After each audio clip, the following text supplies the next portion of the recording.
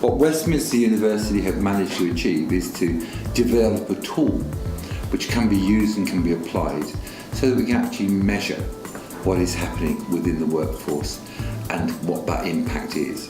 Diversity Works for London is a mayoral initiative which is designed to support businesses to improve performance through diversity.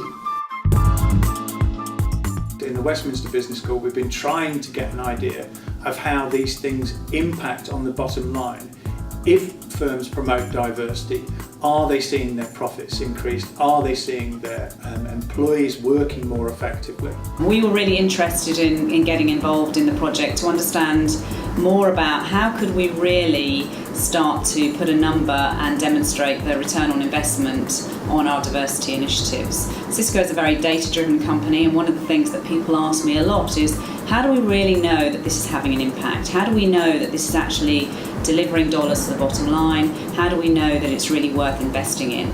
My main area is strategic management. My particular specialism is strategy dynamics. What interested me was, is there a link between what people talk about in the broader sense of being diversity in organisations and some sort of impact on the bottom line, i.e. corporate performance?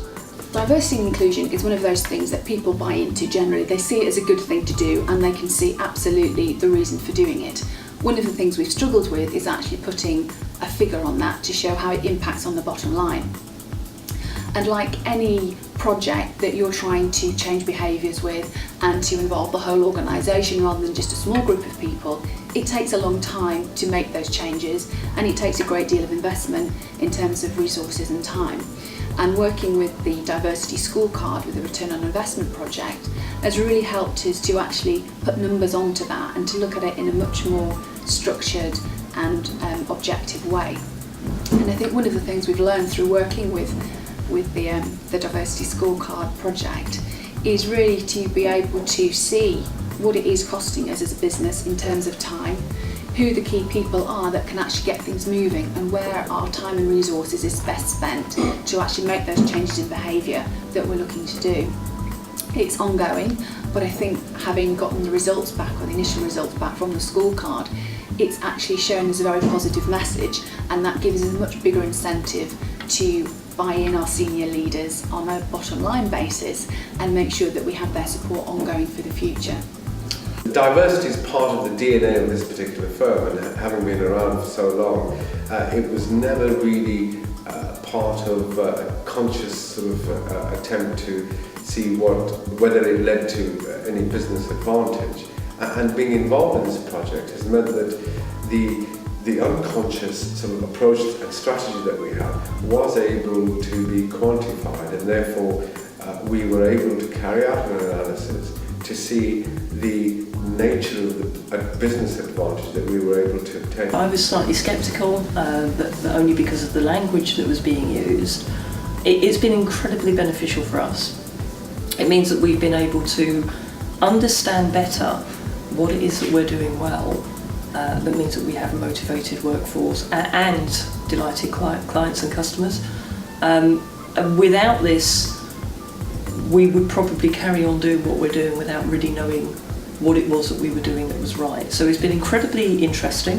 It's been an eye-opening journey. I would encourage other people to participate. It does take some time. You do need to put some time and some effort into it, but it is very worthwhile. Diversity is crucial to us, both because it's a diverse world out there, and because by keeping our fingers on the pulse of where our staff are at and where people are at, we can sort of keep ourselves in tune with the times. It's very, very easy in this sort of business to get rather stuck in a rut, but the business is such that we can't allow ourselves to do that. We really do have to move forward and transform ourselves all the time. It's a perpetual process, really.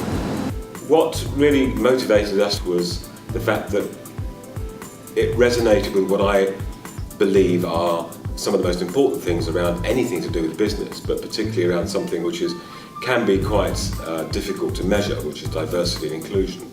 So it provided some tools and some framework to determine the return on investment one got from putting the time and effort and the resources into diversity and inclusion.